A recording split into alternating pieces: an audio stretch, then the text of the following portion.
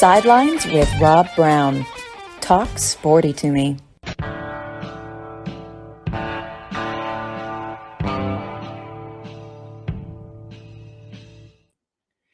All right, Rob Browne here with you, broadcasting live from Hewlett and Dunn Boot and Clothing Company on the Square, historic Square in Collierville, Tennessee. Got a great lineup today. Be joined in just a moment by Doug Dean down in Birmingham. Later on, Kevin Scarbinsky in Birmingham, the Birmingham Lede, and Scarbo Knows. That's his newest newsletter that he's got out there. Talking a lot of college football today. And look, it started Thursday night, and then tonight we've got, I think, 8 or 10 games. Vanderbilt will be hosting Hawaii in Nashville, where they're doing some renovations on Dudley Field. The first time that they've been doing renovations in about 40-something years, but college football is here. It is week 0. They call it that because the first real weekend is going to be next Saturday, when everybody in the SEC will be fully engaged and playing and getting ready. Look, it's a great season ahead of us. We are here 6 days a week, man, 25 shows a month, over 300 shows a year. We ain't doing a podcast once a week or 3 or 4 times a month and having a giant run-on sentence. We get the best guests anywhere, okay? And Hewlett and Dunn, I'm telling you what, we are broadcasting live on the historic Square in Collierville, Tennessee. And I am standing here in the boot room, over 7,000 pairs of boots, Doug Dean, around me. And Charles Hall, the owner, got to love this guy. What a patriot. The new Filson order has come in. It's the largest Filson order he's ever made. They're the second largest Filson dealer in the Southeast. And guess where? They got stuff from, I'm looking over here at the Rockmount shirts. If you ever see Bob Dylan in concert, or remember Ronald Reagan, our former president, the great Ronaldus Magnumus, Elvis Presley, they all wore these Rockmount shirts, okay? They've got them here, Old South, Stetson. They've got, oh my goodness, I'm looking right here at these boots, these 7,000 pairs of boots, the Filson gear, Duckhead. I think they got more Duckheads than about anywhere, but we'll be with you for the next couple of hours on this Saturday. Again, Buddy Martin in hour number 2 will check in with us. And Dave Cody's going to try to join us, former Channel 7 sports anchor in Austin, Texas for 30-something years. Boy, he knows the SEC. He knows Texas. He knows college football nationally. He's out in Washington State now. And Harold Grader may check in with us, Doug, about a quarter after. Liberty Bowl executive director, executive vice president of the AutoZone Liberty Bowl. He's heading to Nashville today to see the Doors and Hawaii play, get a look at the Doors as the season gets started. Follow us on Twitter. He may check in about a quarter after for about 10 or 12 minutes. He said, I was going to sleep in today.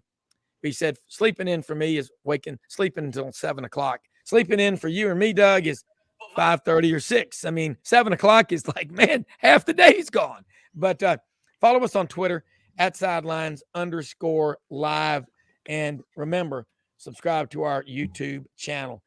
Doug, man, it's here. I mean, we'll be watching some football today.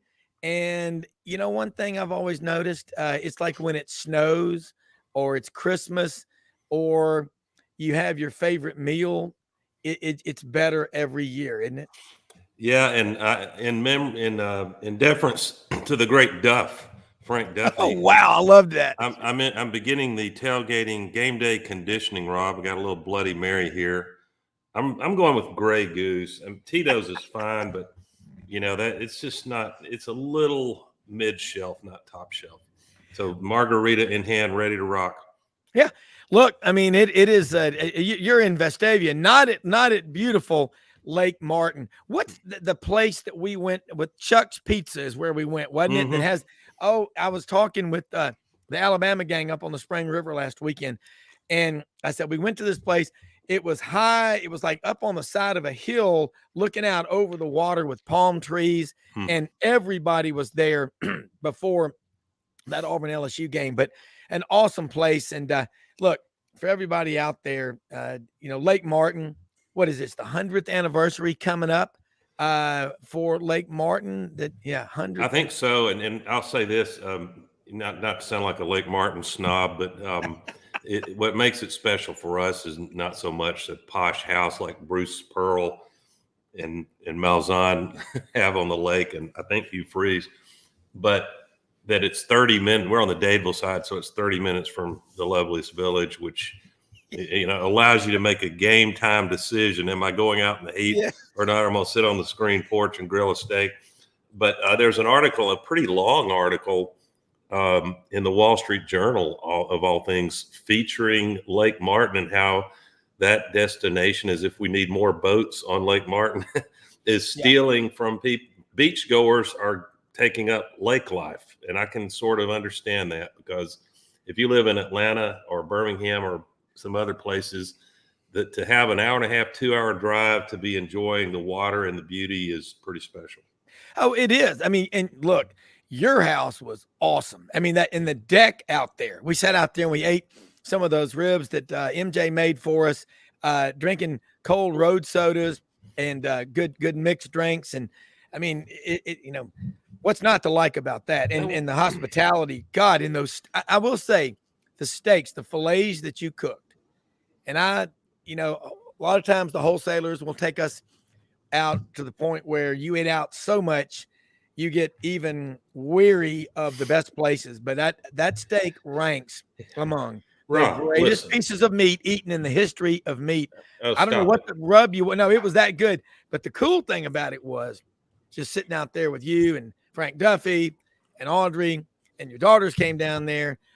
Lake Martin and that Creekside Lodge. That's cool. Next time you come down, there will be this new Italian restaurant that is opening at Creekside Lodge there. I hate to give so many promos out. I'll end up not being able to get reservations. But when you come down to my lake place, we aim to please Rob. We're not going to serve you up some Vienna sausages or anything like that. Look, I'm going to tell you what, the whole Lake Martin is, and what is it? It's one of the cleanest lakes too. It is gorgeous. And I just think about Kalija, Wetumpka, all those towns on Lake Martin. All right. College football. Before you go on, you got to fire everybody up. Everybody has watched, and you can be your own movie critic, but Swamp Kings, worth a look, man, worth a watch. And there's room to criticize. It was not true to all the details and facts, nor should any, documentary be, but just to fire up your audience. Hugh Freeze, talk about good timing, Rob. He invited the great Tim Tebow to talk to the Auburn team. Here's what it sounded like. Would you just be passionate when it comes to 8 o'clock for a big game, or 6 o'clock in the morning where you still have the same passion? Really be willing to suffer in those moments, because those are the moments that are going to make you different than all the other teams. What are the differentiators for you? Is that you're actually passionate, meaning when it gets hard, this is where I'm going to be different. Because I want to suffer so I can be the best, so we can be the best, meaning you care so much for something, you're willing to suffer for it. Yeah, and that was him speaking to the Auburn Tigers. Yes, it was yesterday, I believe. Maybe Thursday or possibly yesterday. But what I love about that is these kids, you got to have some star power to recruit and brand and motivate your team. And it does not need to always be someone who played or coached at Auburn. When you have that, great. That's awesome. Bring Takeo Spikes in and people want to run through a wall. But I think it's beautiful if your players thinking about going to Auburn or any other school, that they can think, well, while I'm here, I'm going to get to interact with people like Tim Tebow and some of the real stars who have been in the trenches. And I can only say, having watched Swamp Kings, I hope a few of the Auburn Tigers that heard him speak are prepared to work as hard as Tebow is. Good grief. That's one thing that stood out to me. That's not your average pretty boy quarterback, is it? No. And the thing that I love is he was out there at Texas in their strength and conditioning center last week, and he was squatting over 400 pounds. And I love somebody. You know what? You're never too old to take care of yourself, to be passionate about what you do. And again, we heard Philip Marshall, who's one of the greatest sports writers ever. And I love that guy because Great. his father, Benny Marshall, was a legendary sports writer and died way too young at 47. But Philip is just, he's one of the good guys out there. I watch the way he interacts with the other coaches and media people when he comes to SEC media days or anywhere. Philip reads that room, sizes things up. And you know, he said, you know, Brian Harson's the first coach in my 54 years of covering college football that seemed to think recruiting wasn't that big of a deal. And I like his honesty. And when things are going crazy and stuff's flying in every direction, it's kind of very similar to the way you and Duffy are, especially you, but he'll make sense out of chaos, you know, where we're going. I'm going to ask you this, you know, you got Tim Tebow and I didn't see him at media days this year. I didn't see Laura Rutledge. I think she had a baby. And so, you know, what I worry about with Roman Harper, I love him. I mean, he'll be on the show with us again here soon. I hope he doesn't get gobbled up by, you know, NFL Network. That's what I worry about. We need, but Tim Tebow is all college football. Roman Harper, same thing. 22 is the same thing. That's my nickname for Takeo Spikes.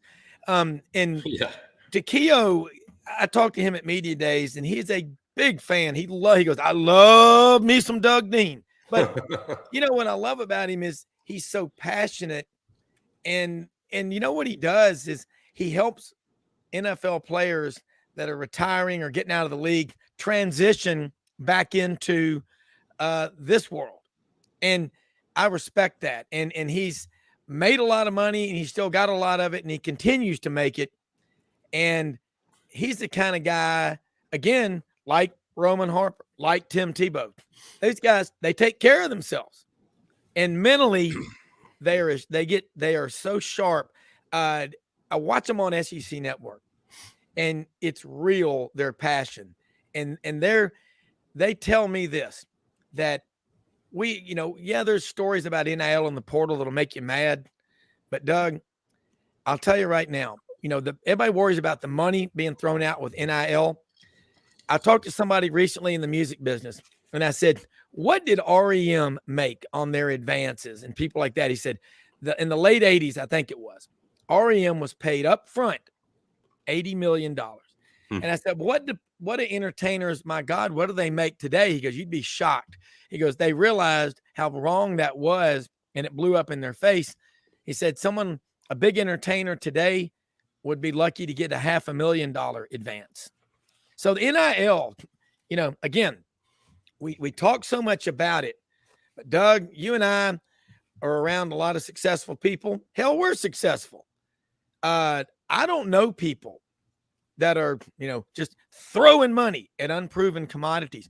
So if you want to buy into the narrative that college football is ruined, I guess you haven't talked to the people in the business office in Knoxville, in Starkville, in Auburn, in Gainesville, in Athens, in Tuscaloosa, in Fayetteville, because they're selling every ticket they can get, Doug. Yeah. And that last bite, I was trying to let you finish that. I appreciate it. I've gotten a couple of boiled eggs down and halfway through a Bloody Mary, so I'm primed. The pump is primed for college football. Are you kidding me? I don't care if it is late August, 100 degrees outside at 10 a.m. It is going to come, I think, Tuesday-ish, going to drop down to mid-80s in central Alabama. So there's a good chance Labor Day weekend, if you're going to an Auburn or Alabama game. I guess Alabama, they're home. They've got a home game. You'll be able to go without bringing a paramedic with you in case of heat stroke. It's been fashionable and with good reason to rant about. Well, you're Doug.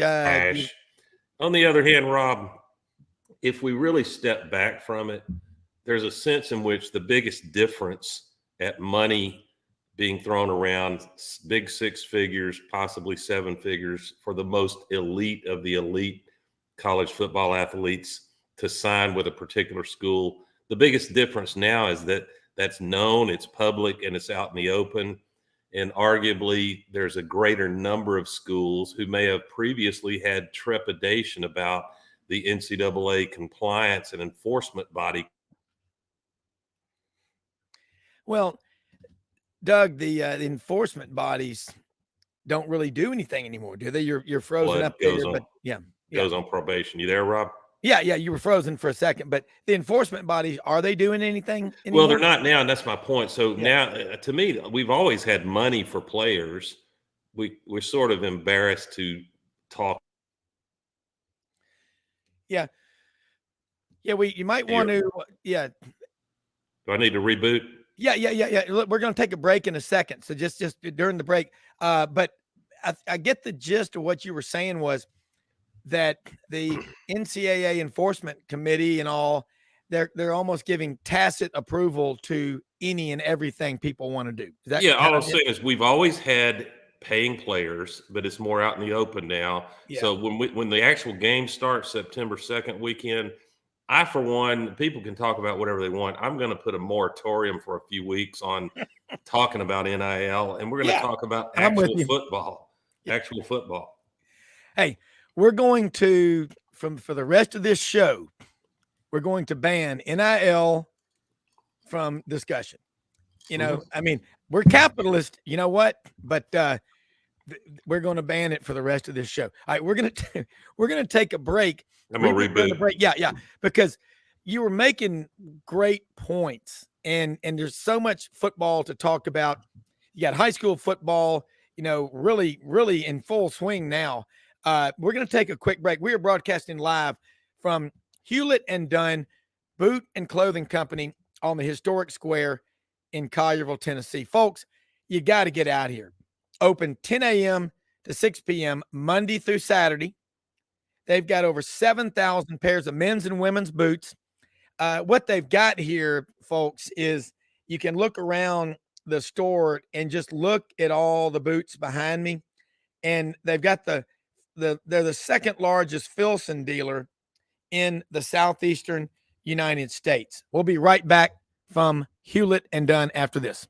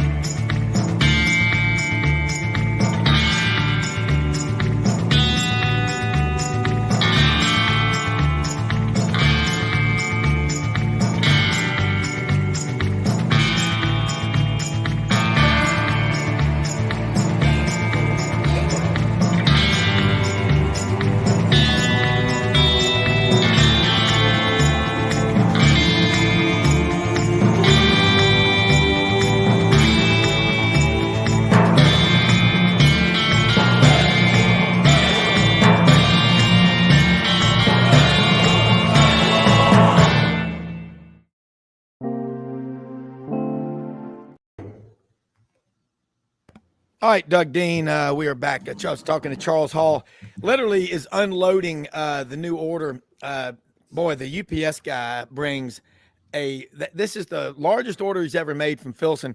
Charles is going to come in here and talk to us about, no matter where you are, if you live here and you're going to come in the store or you want to order, they ship anywhere, hewlettandunn.com. We'll talk about that. Doug, at this time of the year, high school football is in full swing. Good debate. Where's the best high school football played in the state of Alabama? Mobile, Baldwin County, or Jefferson and Shelby County? Because I tend to think it's really the Metro Birmingham area. Gosh, it's hard not to. Yeah. Are you there? Yeah, I'm here. This sort of jumping around. I don't know if it's my Wi-Fi connection or yours, but I rebooted. Anyway, I think you would have a real argument between the more elite 4- and 5-star players come out of Mobile area, South Alabama, versus certain parts of Shelby and Jefferson County, and then the hinterlands of smaller towns lower classification high school ball that can produce some studs. And I think it varies a little year to year. But if you're one of the big SEC Deep South programs, and especially in-state, if you're not recruiting South Alabama, Montgomery area, Birmingham metro, like Thompson, Hoover, some of the programs here, then you're going to have problems. If you don't have great relationships with those high school coaches and their fan base, then it's going to hurt you in recruiting.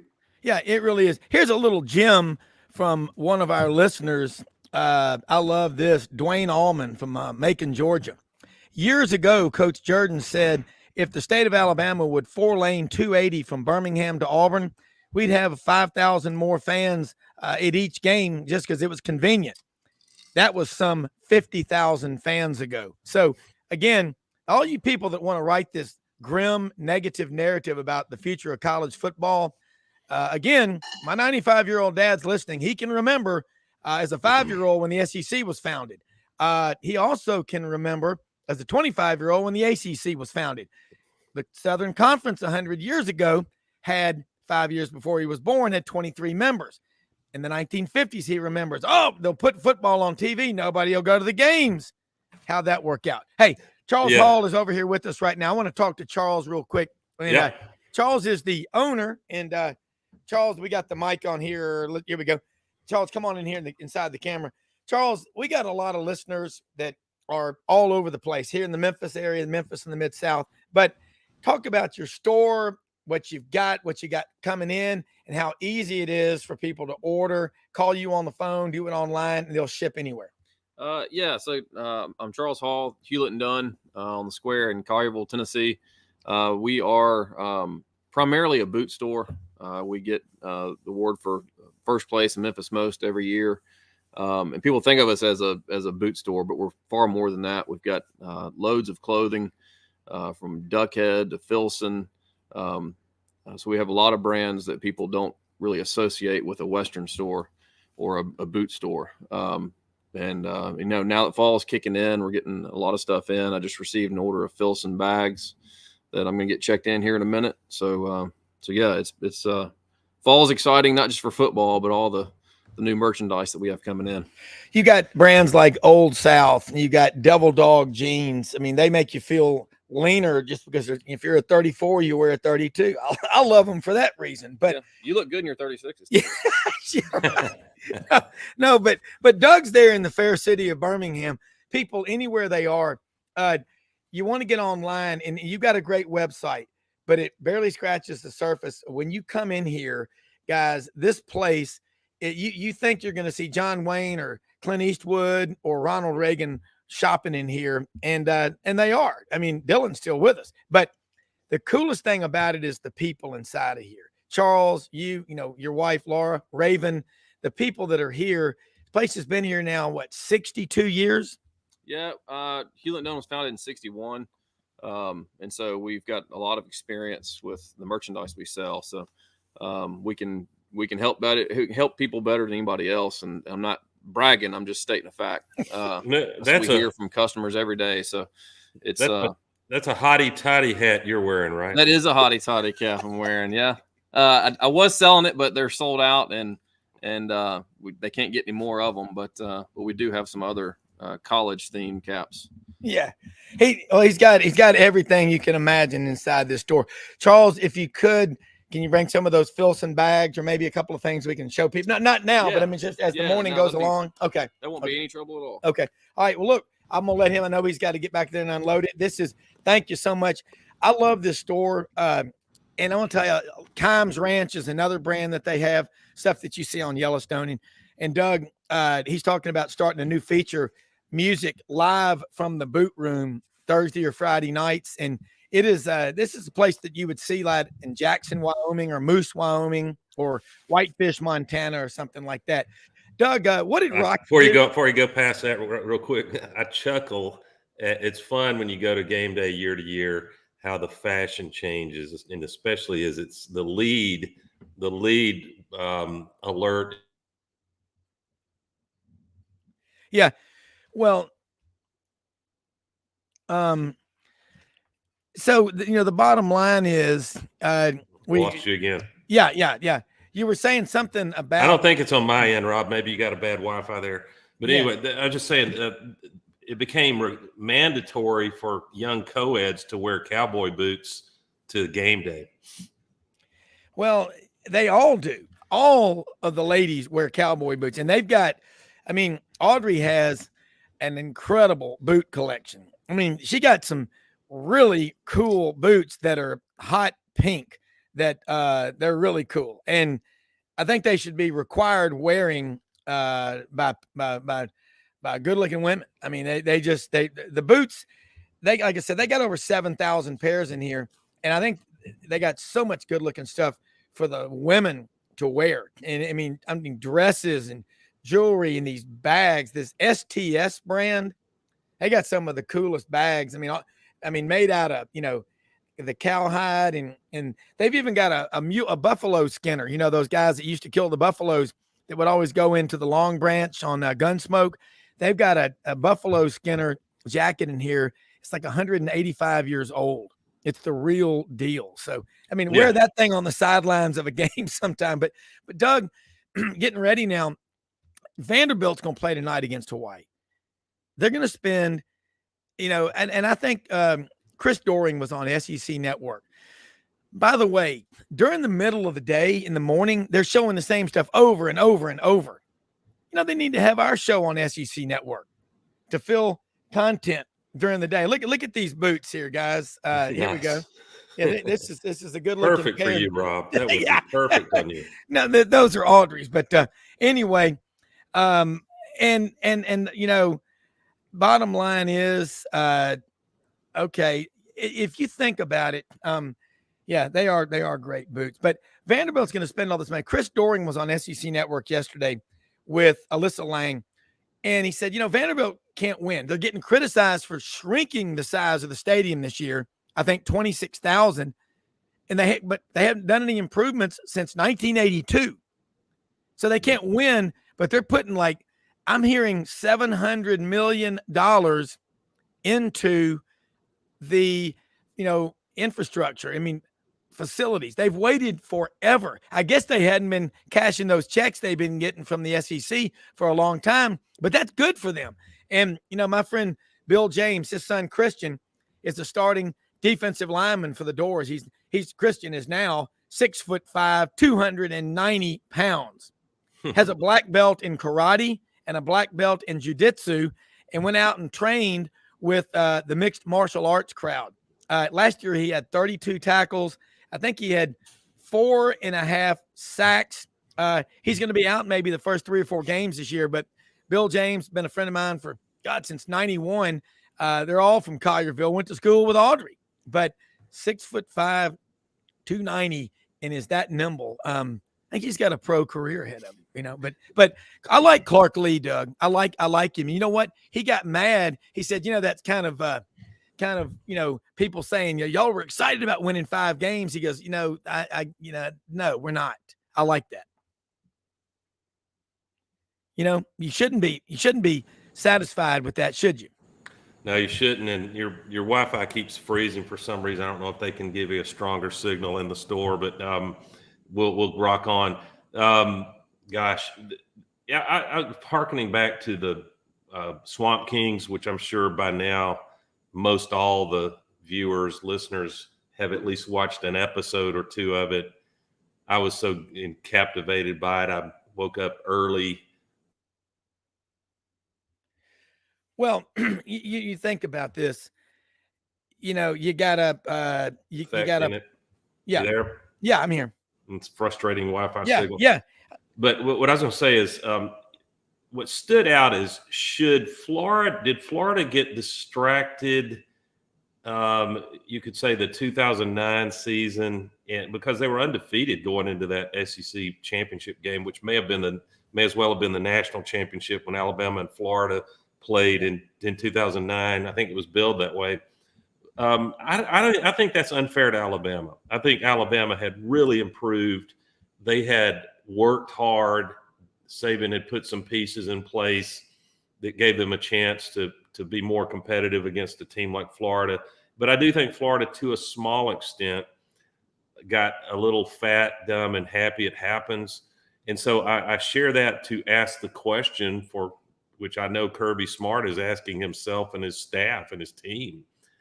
We're running against history this year. Can we avoid the fat-headedness, all those things that just take that little bit of edge off?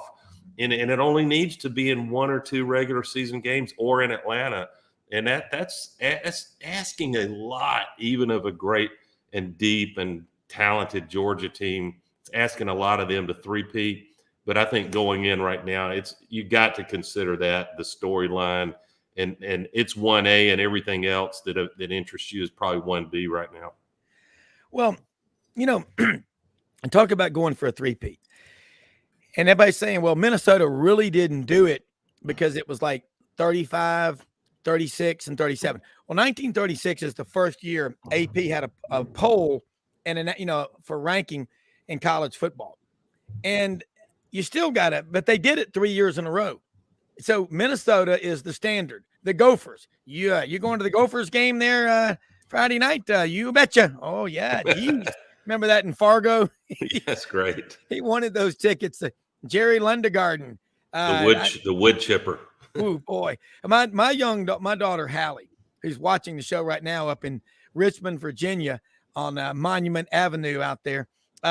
She said that she probably at the time was 5 years old or 6. I was watching Fargo one night in the den, and she came downstairs during the night right when the state trooper pulled over the fellas out on the highway.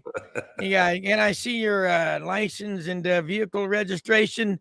And what was the Swede? Just boom. Yeah, and I was like, oh, you don't need to see that. So she's probably I probably just triggered a memory because she's texting me. So your listeners know, if nothing else, Rob Browne has a steel trap. If my life depended on somebody remembering some freaking obscure detail, I would call in Rob Browne. So what was the color of that automobile in Fargo? It was a blue, wasn't it? No, when he was selling a car. Oh, it was a tan color, but he didn't want the clear begins coat with a on B. the bottom. It's two words, begins with a B. Oh, beige. Don't fail me, Rob. Was it beige? No, the pronunciation is how you remember. Burnt umber. Burnt umber. Oh, burnt umber. Geez, let me go talk to my boss. I don't know. I'll just see what I can do. That car is burnt umber. It's really hot color right now. Burnt umber. Speaking of obscure things, I want to get some people fired up and mad as hell. But burnt umber. I got to call out your boy and a fantastic writer, Mark Schlabach. Yeah. Formerly with ESPN.com now, formerly a writer at Atlanta Journal-Constitution, and he's certainly talented. He's got some excellent books out. But Mark, what is you doing, brother? He's got the Auburn Tigers. He's got so little faith. I think he was in an accident in a coma, Schlabach, and believes that Brian Harsin is still coaching at Auburn with the same exact roster. Oh. So, yeah, it gives me chills to think about that. Now, but he's got Auburn dead last in the SEC West, only winning one. I guess we beat Vandy. I don't even know if he had us beating Vandy, but I want to dedicate this. Real quick, look at this new Filson bag here. Are you pimping product? Absolutely. Yeah, well, that's your job. Beautiful looking bag. They've got the Filson truck pouring in right now. Miss Audrey's grabbing those for me. Keep going there, Doug. No, you were telling a burnt umber story. But I want to dedicate this Lane Kiffin quote that was in my newsletter the other day to Mark Schlabach. I like Mark. I'm just having a little fun. But I do too, yeah. If you put him on in a polygraph test, I think he'd have trouble answering the question, are you a Georgia Bulldog fan? And that's fine. There's no crime in that. This got very little coverage, but last year on SEC Network, Lane Kiffin was being interviewed. And I don't know which talking head, but someone asked Lane, who do you consider the best game day football coach in America? And Kiffin immediately answered, and I quote, Hugh Freeze. He said, no head coach is more prepared on game day as a coach, as a manager of the roster, and with halftime adjustments than Hugh Freeze. Now, you be the judge. Last time I was on your show with Yancey Porter, a great Ole Miss guy. Love Yancey. He's awesome and funny as hell. He is. I said, there's a podcast out west that has called Kiffin appearing at SEC Media Days. He looked like a disgraced Southern lawyer. So the question you can ask is, was that a throwaway line? Was he, because he and Freeze are friends when they have dinner together. They may slow that down a little unless they're in Boca and nobody sees it. But I guess the point is, for Schleybaugh to be right with that dismal pick, I think you got to have a pretty big injury bug at Auburn, and that can always happen. I think you've got to have we've got to learn probably on the road at College Station that all the hype about the offensive line was BS, and that the defensive front still can't stop anybody without a break or something. Yeah. We're going to go to a break because I see where you're going with that. I want to finish it when you get back. Yeah, because the difference, you're right, is Freeze's game day adjustments. Hey, quick break. We're live from Hewlett and Dunn on the Square in Collierville. Right back.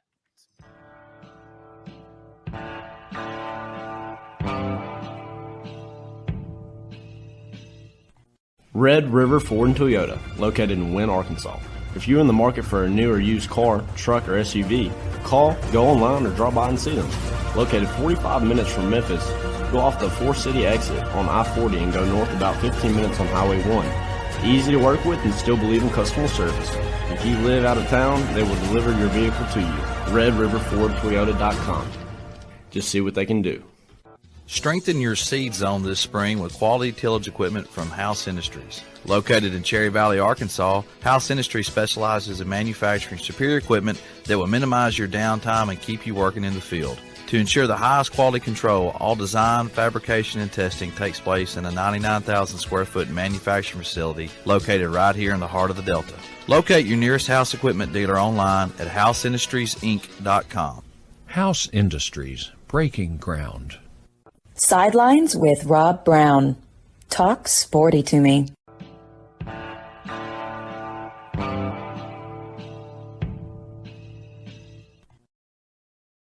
I'm back from Hewlett and Dunn, and that is I think $395. That's a Filson. It's a briefcase. These bags they've got, incredible. But Tommy Tuberville, Senator Tuberville, the coach, was at Hewlett, at one of our sponsors, House Industries, with Chad House, August 16th, over in Cherry Valley, right in the heart of the Delta, at their 99,000 square foot warehouse, talking to them about the farm bill. So Chad, a great guy, just absolutely just Christmas Eve. Audrey loved it when she saw on Facebook. He said, "This is my favorite day of the year." And it was the day or two before Christmas. He said, "I get to write bonus checks to my employees." That's the kind of boss you want. And we're damn proud to have them as a sponsor. Doug, you were making great points before the break. Yeah, and just kind of, I hope we can kind of go through the whole SEC or most of it as you bring the other panelists on. I'm starting with Auburn because I have shameless bias, and plus I tend to research that school a little more for obvious reasons. But Kiffin's point was that, Freeze has outperformed as a game day coach, and he's done it at Liberty. I mean, I realize that Arkansas wasn't playing with the full artillery when Liberty came there, but for Hugh Freeze to take a Liberty roster into Fayetteville and manage to win that one tells you a lot about, because I have enormous respect for Sam Pitts. In fact, if they were playing this Saturday, I would take Arkansas and lay the points against Auburn, because I think Sam should have some things rolling by now. He's going to have a big physical offensive line that just mashes people. Yeah. Great talented physical, elite mobile quarterback. Having said that, for Schleybaugh to be right that Auburn is 1-7 in the SEC means we practically get swept in Jordan-Hare Stadium, Rob. What are the odds with the morale and improvements on this team with the Jordan-Hare voodoo that they get practically swept by the SEC opponents in Jordan-Hare? I don't see it. It doesn't happen. I mean, people call it Jordan-Hare voodoo, Jordan-Hare magic. I think that you look at a school like Auburn, like Alabama, Georgia, Arkansas, Tennessee. And people tried to write off Tennessee. Same thing. Neyland Stadium. I mean, it's important to those people up there. And I was watching this thing. How about them dogs this morning? Kirby Smart.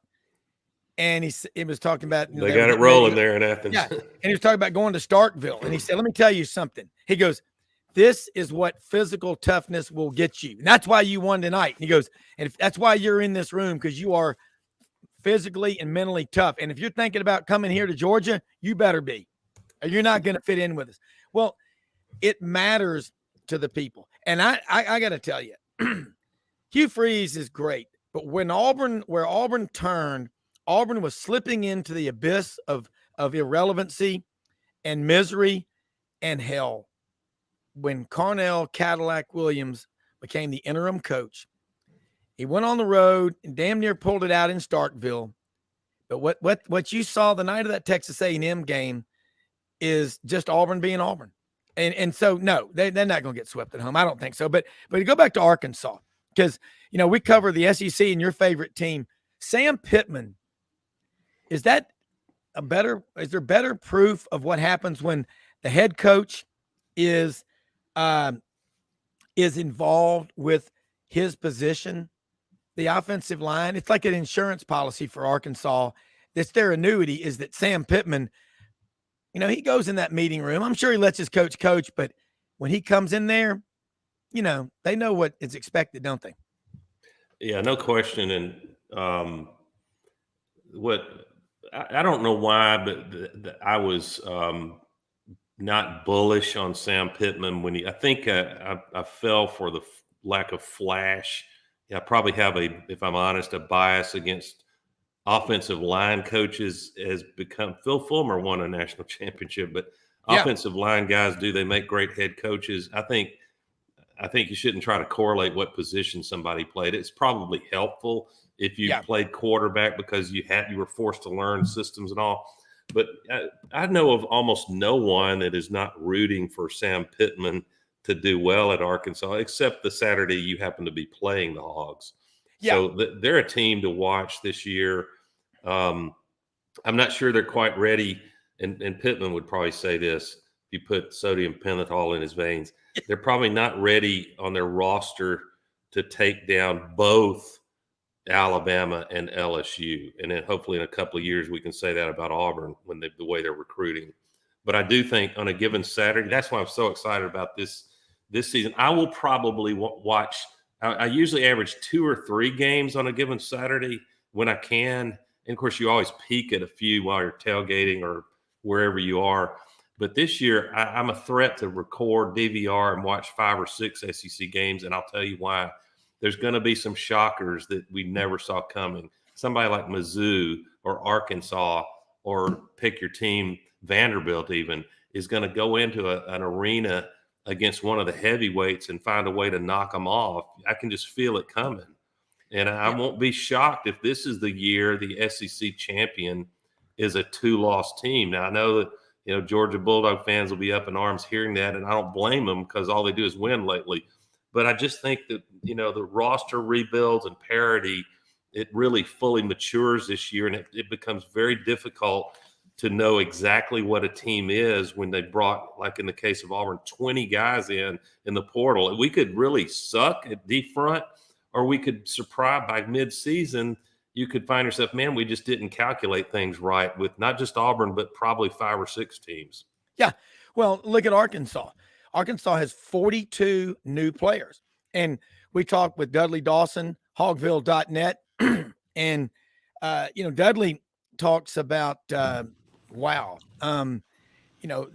half your roster basically. And he talked last year a lot about, 1 through 44, Arkansas is pretty good. It's 45 to 85 where you make that quantum leap. That's the big deal. Look at Ole Miss. Look what Lane Kiffin's doing. Lane Kiffin, hey, he's going to go to the beach for a week and a half, 2 weeks down to Boca Raton or whatever, where Costanza's parents lived. It was Jerry Seinfeld's parents lived in Boca del Boca. But he's going to go down there. But say what you want about Lane Kiffin. The guy's drawing up plays while he's sleeping, okay? Right. let me get to something real quick too. Main Street, Collierville's Taste of the Town, Saturday, September 30th.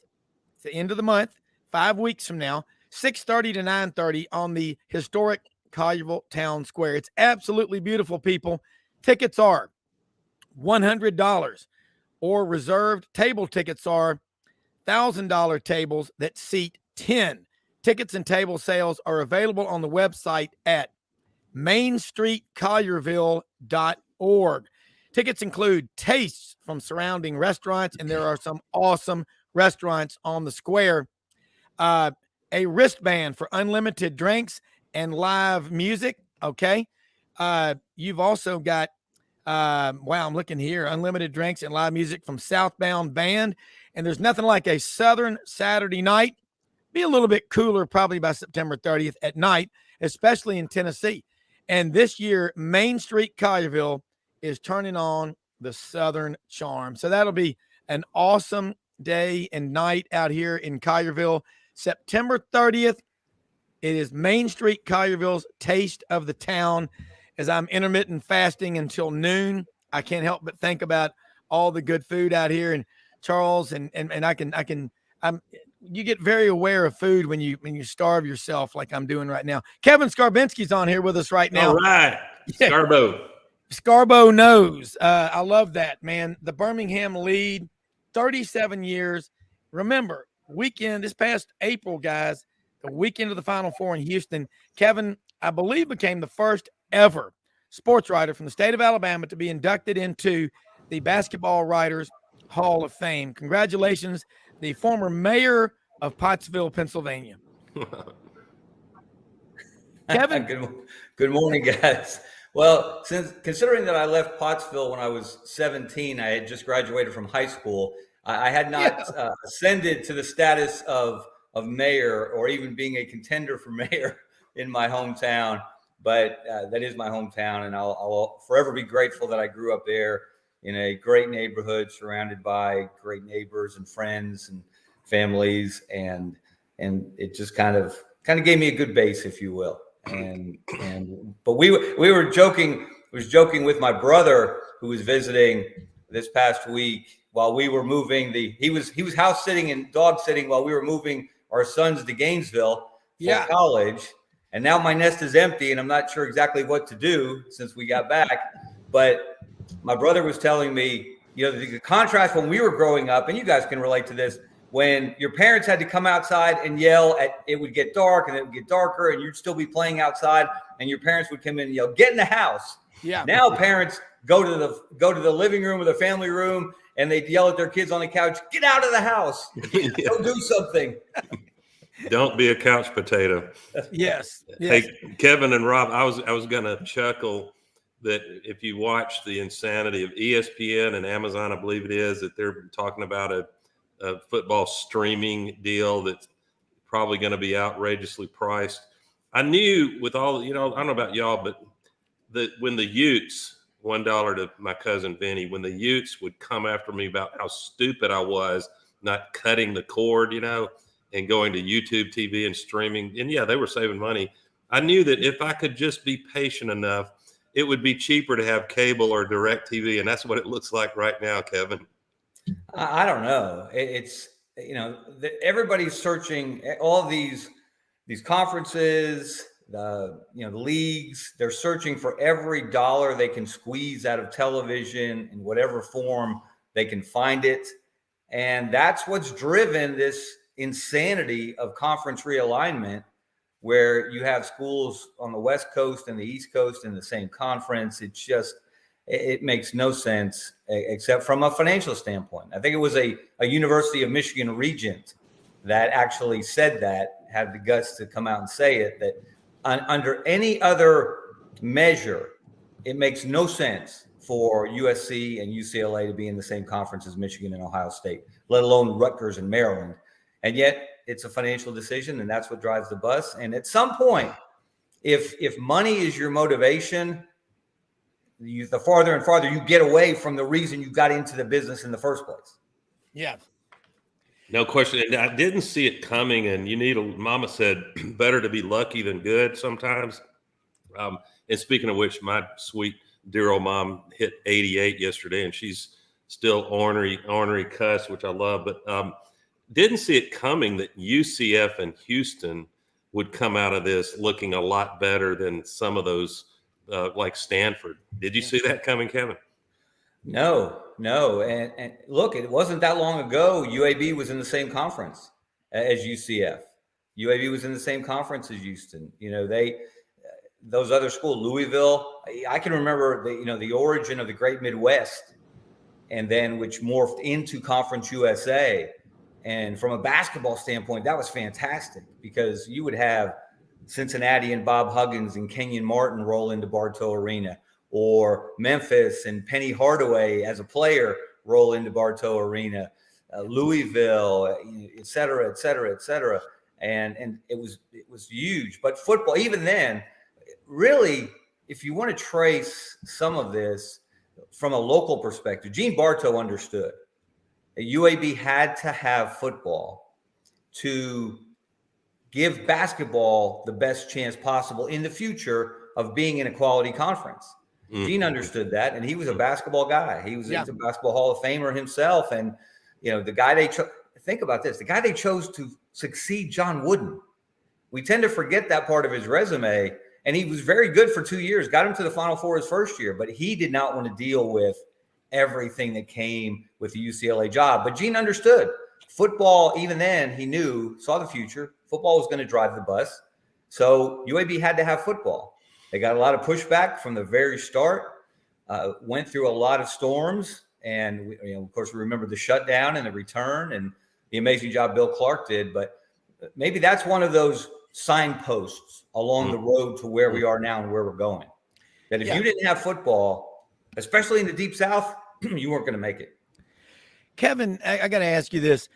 Being up here in Memphis, Dr. Hargrave been up here about 16 months as the president, having been the provost, dean of the College of Business at Auburn. I think he was brought up here with a mission to try to get Memphis into the best conference possible. And I've told my Memphis friends, and I love the University of Memphis because I'm from Memphis, but dadgummit, you got to put 50 or 60,000 people in that stadium, regardless of who you are playing, if you want to be noticed by these big conferences. And I'm one of these people that, people have asked me since the beginning of time, why are you going to Auburn to see them play UMass or New Mexico State or Fuller, Cal State Fullerton? I'm like, I'm not going to see that other team. I'm going to see Auburn. I'm just going to Auburn. I mean, I'm leaving Thursday after the show to get down there for the UMass game. I won't be able to sleep the night before. And it ain't about the wins and the losses. I mean, I want to win every game. I'm competitive, but what's the future for a school like Memphis? Because I look at Birmingham, which is not as big as Memphis, but I look at that Monday morning Birmingham quarterback club. That tells you right there, you've got the most. I mean, there's nothing like it in the country, but Birmingham and Memphis could have a great rivalry. They're in the same conference now. But what's the future for a city? I mean, Cincinnati was a graveyard just a few years ago. Look at them now. Look, Gus is down there in Orlando. Nobody, by the way, is from Orlando. There's not any like old Orlando. It's the witness protection program. But what is the future for Memphis? Because I see where Birmingham's going. They've got a plan, but I want to see Memphis succeed. How would you, if you were addressing the Chamber of Commerce, the power brokers in Memphis, Kevin and Doug, what would you say about putting them on the map? Well, you've got to build your own program. Yeah. As you said, Rob, you've got to build and grow your fan base. That's one of the things that UAB still struggles with, and they have grown their fan base, and their fans are as loyal as Auburn fans or Alabama fans, but they are an infant compared to Auburn and Alabama and Florida and LSU, et cetera, when it comes to having a major athletic program. And then they have an even younger football program. Yeah. So it takes time. But you have to have vision. It's an interesting thing. Around the practice field at Legacy Pavilion at UAB, that beautiful new football facility they built a few years ago, on the back. Kevin, hold that thought real quick because I see where you're going. We got to take a break. This is Hard Break Saturday. from Hewlett and Dunn Boot and Clothing Company on the historic square in Collierville, Tennessee. They're open Monday through Saturday, 10 a.m., 6 p.m., hewlettandunn.com. They'll ship anywhere. We'll be right back with this great discussion with Kevin Scarbinsky and Doug Dean.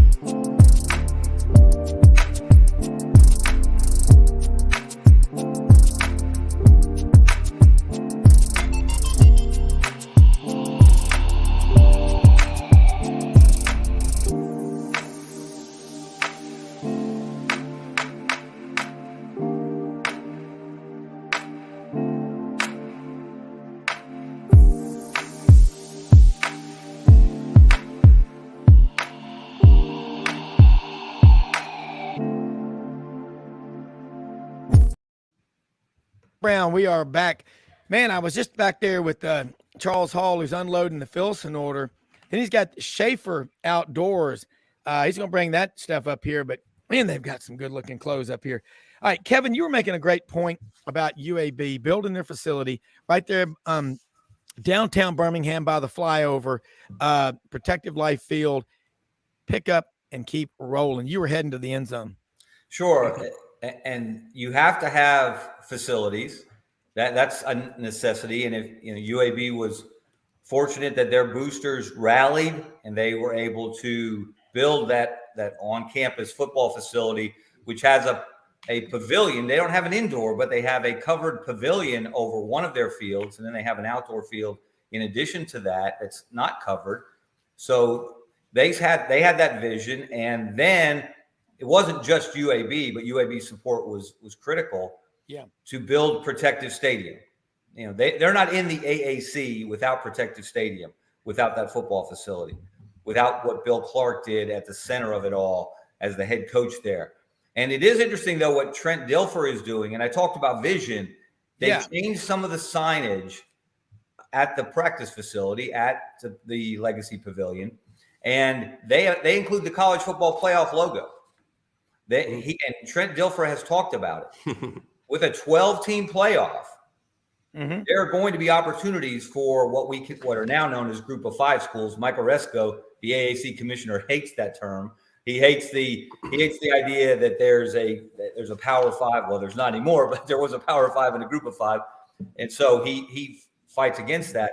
But the idea of having that vision, that why not UAB?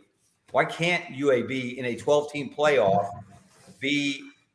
have put together a season that's good enough to get them in the playoff? And that, it remains to be seen. Look, we don't know whether this is either going to be.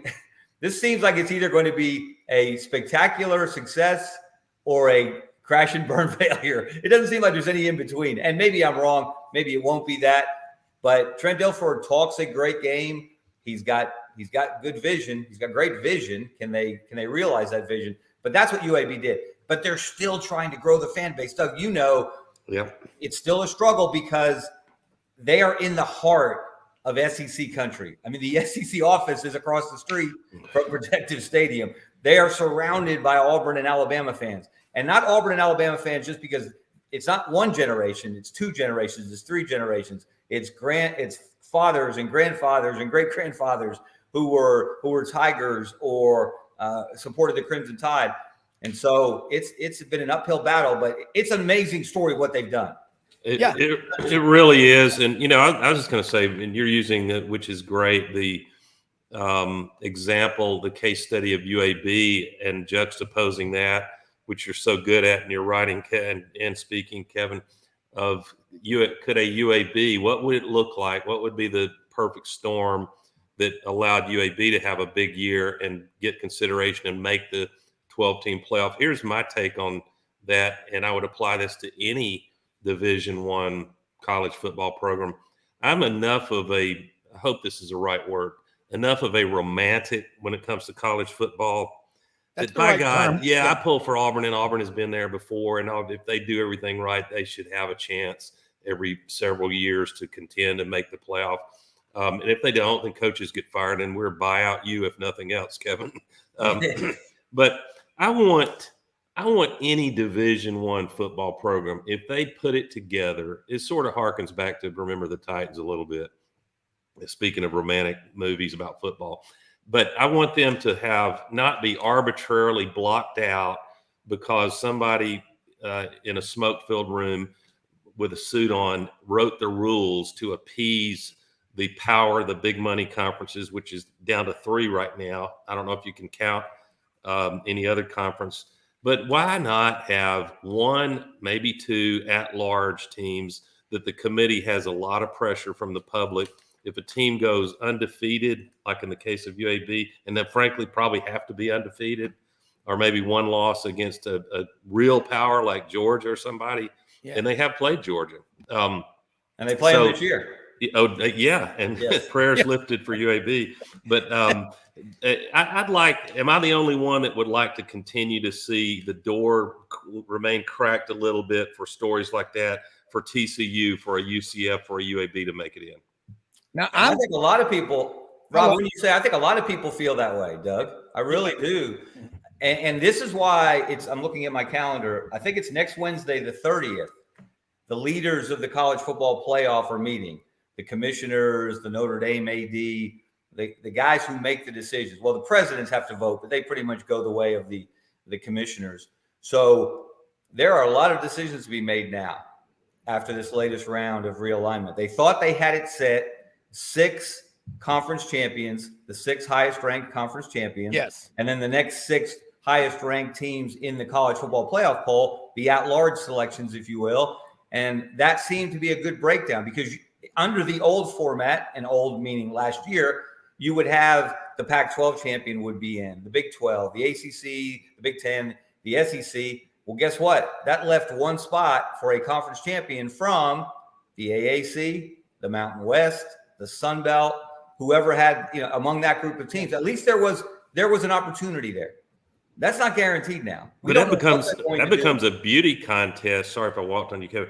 That becomes a beauty contest. Am I right? Suppose you've got 2. It's unlikely you'd have 3 from those lesser conferences that have a monster season, like Tulane last year, for heaven's sake, knocking off Southern Cal, USC. But the beauty contest will be, once again, put back to the committee, and they'll run the computers and there'll be strength of schedule. But at least you'll be able to say, if you're in that world of college football that we might call a group of 5 right now, that's probably a term that will have to be phased out. At least you have a puncher's chance to do enough on the field that you're in the conversation to be that 11th or 12th team selected. Yeah. I mean, both of y'all are making great points, and it's exactly what we need for the interest of college football. And that is, I keep going back to in November, game day. If they're set up in Athens, Georgia, or Gainesville, Florida for some big SEC matchup, they've got to keep the interest of eyeballs all over the country for, the Iowa. Well, you think about the Big Ten matchups, Minnesota and Wisconsin. You think about the Apple Cup Bowl, the Civil War, Oregon State, Oregon. When you go to a 12-team playoff, you're going to have in November, very likely, every team in the top 25 thinking, So you're saying there's a chance. That's good for interest. All I got to say is we all are old enough to remember there used to be 16 teams in the NCAA tournament for basketball. College basketball wasn't all that watched around the country. Then it went to 32 and 48, 64.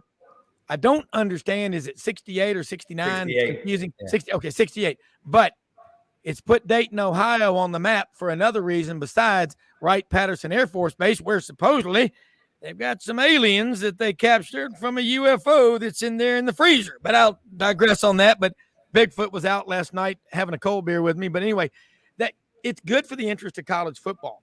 And Kevin, what is this, August 30th, this power meeting? And we had Mr. Bill Hancock, College Football Playoff Committee chairman, on the show with us at Media Days. And he said something, and Will Gunner, my friend from over in Columbia, who's on with us, 107.5 The Game, said, is this breaking news? He said, no, it's the 6 highest ranked conference champions. So both of y'all are wordsmiths. That's not the 6. There's only a Power 5. He wasn't saying that. It's the 6 highest ranked conference champions. So if you had a weird year when there were only 3 Power 5 conference champions ranked that high, you could have 3 from outliers from somewhere else. That creates interest and mystery and intrigue. And Doug, you are damn right. Leave that door, opened a little bit, that crack. That I love the confidence of Trent Dilfer. If that guy went fishing for Moby Dick, he'd stop at Costco and buy extra tartar sauce. Call it cocky, call it whatever you want. But if I'm that's playing what UAB football, needs. they need that guy. Yeah. Him playing small to make other people around him feel less uncomfortable is a disservice. I love what he does. I don't care what you say about him. He's the right guy at the right time. Now, Rob, even as we say, I want to be romantic, let's leave the light on, like Motel 6 says, for some of these, non-blue blood mid-major teams.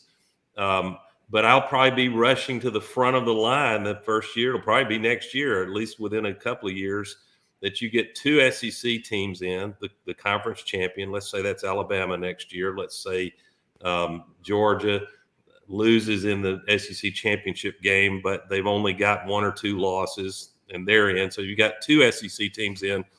And then if you have pick your team, Texas, Auburn, LSU, I'll be raising hell if the committee's going to leave out that 3rd SEC team to put UAB or pick your lesser team. So it's a mess, but at least we're going to 12 teams.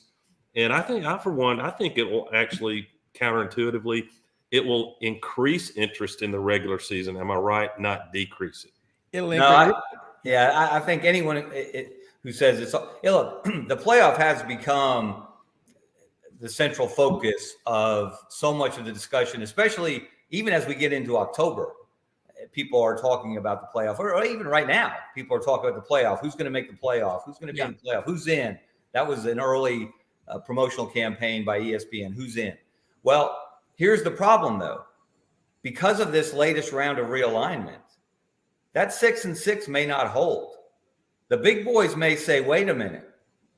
We want to make that 5 and 7, 5 conference champions, 7 at-large bids, which would mean what, 4, 5 SEC teams, maybe 3, 4 Big Ten teams, 2, 3 Big 12 teams, depending on the season.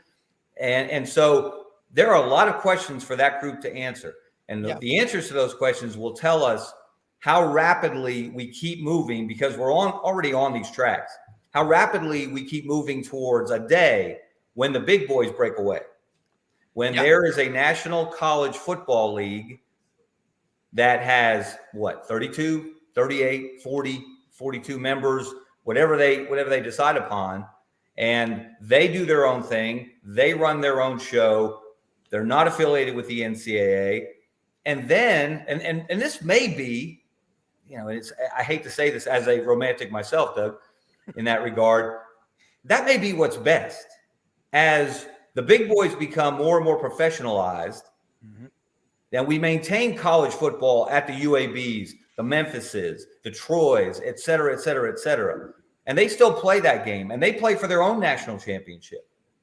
But we go back to regional conferences. So the volleyball players and the gymnasts and the tennis players and the track athletes don't have to travel from one end of the country to the other for a conference game or meet.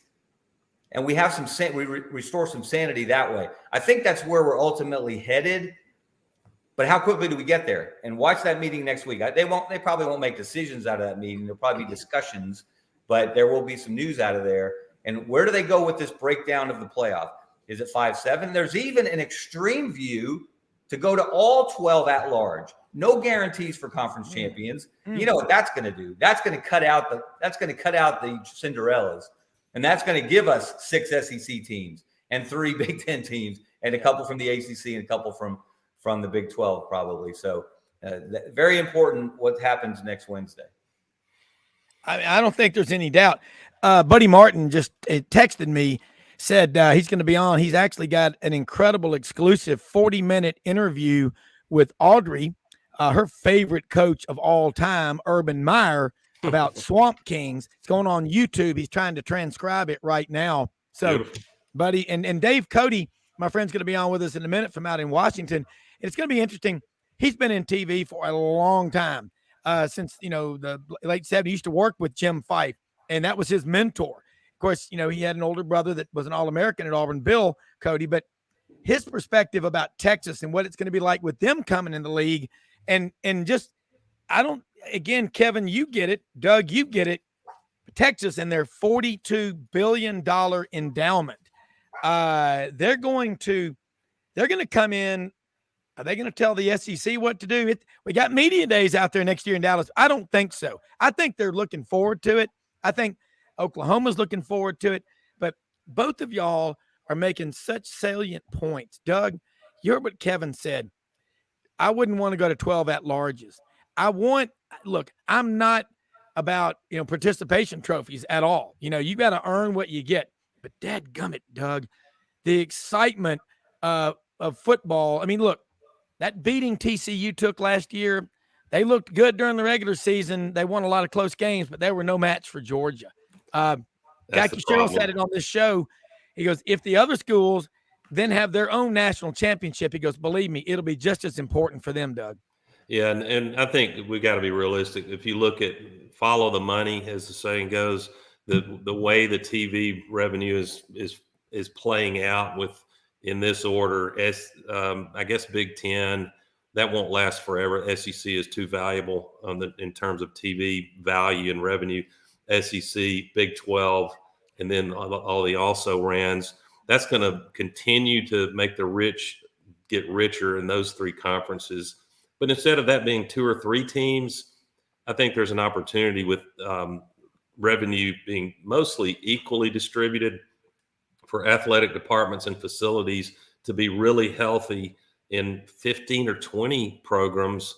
And so that allows boosters to donate heavily to collectives, not to facilities as much.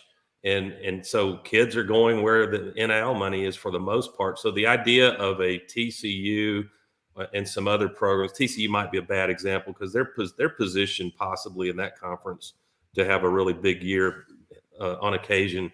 So I don't know. I think it's still going to be hard for UAB and their head coach, Trent Dilfer, would be the first to say this is not a small climb that we got to make to get there. But the first thing you got to do is believe, like Ted Lasso, the sign over the door. Believe. It starts with that. Otherwise, go ahead and play soccer, not college football. When we come back at some point, Rob, I want to tease this discussion with actual ball on the field with some statistical analysis I did about how Georgia has done this the last 2 years. Yeah. And some of it will be a little bit shocking what picture comes from that. Yeah, no, look, that's what we're doing. We're breaking it down. Again, I think where we're going is right. We're going to have 2 divisions. We're going to have the big guy college football programs and then everybody else, but it will matter for them, that national championship, just as much. So we'll be right back for this discussion after this quick commercial break. We're at Hewlett and Dunn.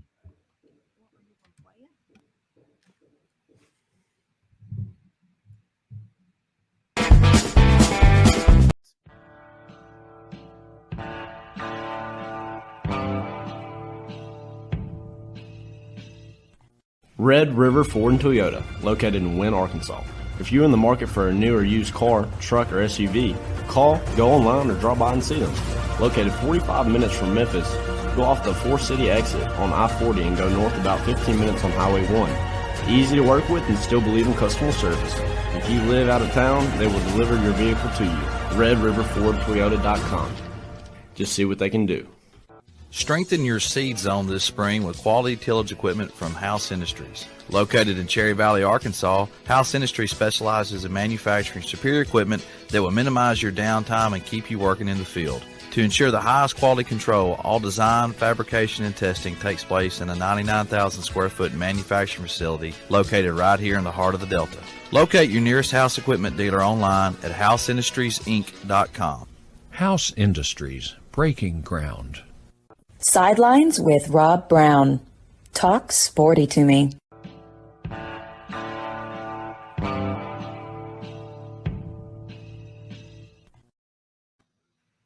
Hewlett and Dunn Boot and Clothing Company. Look who just showed up in the store, folks. Well, you might as well open the playoff to only the menly teams. Pilgrim. Dave Cody joins us, Bellingham, Washington, right on the U.S.-Canada border. Kevin Scarbinsky in Birmingham. Doug Dean in Birmingham. Rob Browne live, Hewlett and Dunn Boot and Clothing Company on the historic square in Collierville, Tennessee. And this guy over my shoulder, he's everywhere, John Wayne. But, hey, let's get going. Dave Cody. You ain't right, Browne. You're not right. A little bit of coffee. Pilgrim. That's right. Dave Cody, you've got an incredible story. You've been, Jim Fife was your mentor, Phil Snow. I mean, you worked with some great ones. Went to Austin for a long time, Channel 7 sports anchor. You would go to practice at Texas, and Willie Nelson might be out there lighting it up literally on the practice. I doubt on the practice field, but showing up out there. But Austin, keep it weird. Matthew McConaughey for sure. Yeah, for sure. All right. So let's think about this. How fired up is that Texas fan base? I mean, you went to high school where? Jeff Davis or Lee in Montgomery? I went to Jeff Davis. Okay. But knew obviously a lot of Lee folks. Yeah. Tommy Shaw went to Lee. Okay, I got you. So tell me this. How fired up is Texas? What's it going to be like with them in the SEC? What's it going to be like for SEC teams when they go to Austin? What kind of reception are they going to get from Texas? How wild will DKR Memorial Stadium be? Well, I think last year's Alabama game was a test, and it was really hyped. I mean, it was really hyped. I think Game Day likes Austin. They have a great facility nearby where they can set up. And one thing, Rob, you've mentioned a lot of places. Did you ever go to Schultz Beer Garden?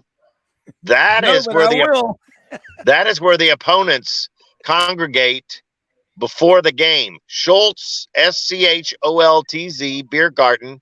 Although Chris Del Conte has added a lot of things around the stadium to entice those visitors to come over there and spend their money as opposed to giving it to Schultz Garden. Well, look, Kevin, Doug, Austin, that's just an unbelievable place to go to. And Kevin, you've covered games out there. I mean, I think the SEC, the genius is, Commissioner Sankey, you knew Commissioner Slive, hell, you knew Commissioner, Roy Kramer, you knew Commissioner McWhorter. I mean, how brilliant were they to keep this contiguous footprint? Because this Texas culture, it's a big deal. It's a big deal, isn't it? Yeah, and I thank goodness the SEC so far has held the line in that regard, that they haven't decided to go outside or well outside of the footprint to bring in schools that really aren't SEC schools. And SEC school, it's not just where you're located. It's a mindset. Mm-hmm. It's the passion of the fan base. It's the idea that the rivalries are border on hatred, clean old-fashioned hate. They call it Georgia Tech. Of course, Tech used to be in the SEC. But there is also, I think, grudgingly a mutual respect. You don't hear other conferences chant the name of the conference when their team wins a championship the way SEC fans chant SEC, SEC, SEC. And it's one of those things, and of course we've seen periods of really bad blood, people turning on other people, secret witnesses. We hope Philip Fulmer fully recovers from his current physical situation. Hope he's in all seriousness, hope he comes out okay of that. But it's one of those things, you can't say that about us. Only we can say that about us. You can't, Alabama fans and Auburn fans will go head to head and they will tear each other down. And Alabama fans still will not call Cam Newton by his proper name. They'll put an extra letter on the front of Cam. Yeah. And it's, it's insanity, but there's passion. And it just doesn't exist quite to that level at other places. It does at Texas. It does at Oklahoma. That's why they're a natural fit. Yeah. And so I hope the SEC continues to hold that line. I hope they don't feel the need to go to 18 or 20 or 22 just because the Big Ten is growing or because the Big 12 is growing, things like that. Dave, I'll ask you one thing. Will this guy be at Schultz's Beer Garden? I know nothing. Schultz. Sergeant Schultz. I mean, Doug, Schultz's Beer Garden live from Austin. Can Doug, we do your show from there? Yeah. Dave, can we do the show from there? Yes, absolutely. And it's literally a stone's throw from the stadium. Oh, my God. A Doug, 9-iron. God, I love it. I mean, Doug, it has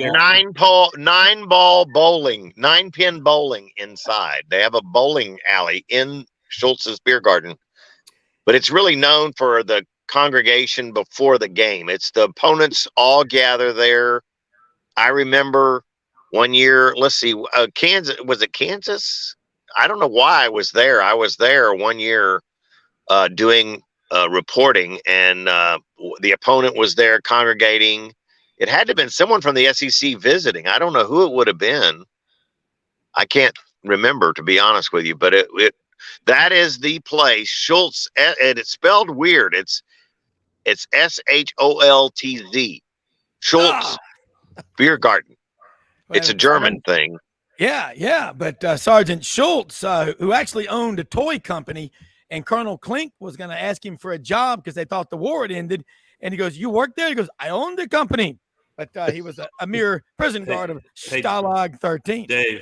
Dave, since Rob, and I may have forgotten this about your bio, Dave, but he invoked the great Jim Fife, really miss Jim Fife, as one of your mentors. And I just wanted to give you a blank check to talk about what Fife was so good at, for my money. Back when more of us listened to games, they weren't all on TV to the degree they are now.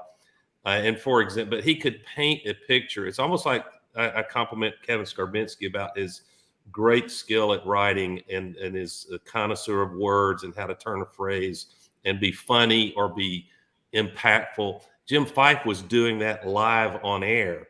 Kevin has the ability to shut off the computer and go for a walk and get some creative juices back, usually, unless you're live on radio or TV, Kevin. But Fife, for example, that incredible, not even on TV, Auburn-Florida State game in 1984. Oh, and late in that one, I think it was Fullwood ripped a run off down the inside the 10.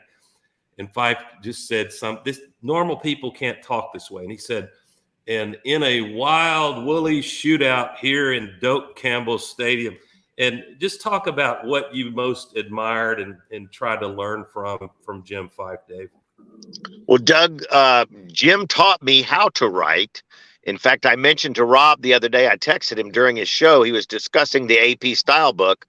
Fife handed me the AP style book and taught me how to be concise, taught me how to write. I had classes at Auburn, but there was nothing like hands-on experience. And Jim taught me that. Phil was a terrific writer. In fact, that game that you mentioned with Fullwood, I distinctly remember Phil coming in at about 3 a.m. because he did the coach's show, and they put together the video at night after that game, and they would always fly back into the studio and put the video together. He had a crew. Then Phil would go home for a couple hours, come back and do the show with Doug Barfield or Suge or whoever. And I think it was Carl Stevens that did the most of the early shows with Suge, but certainly Doug Barfield and Phil did some. And that Fullwood game, I distinctly remember it was a shootout.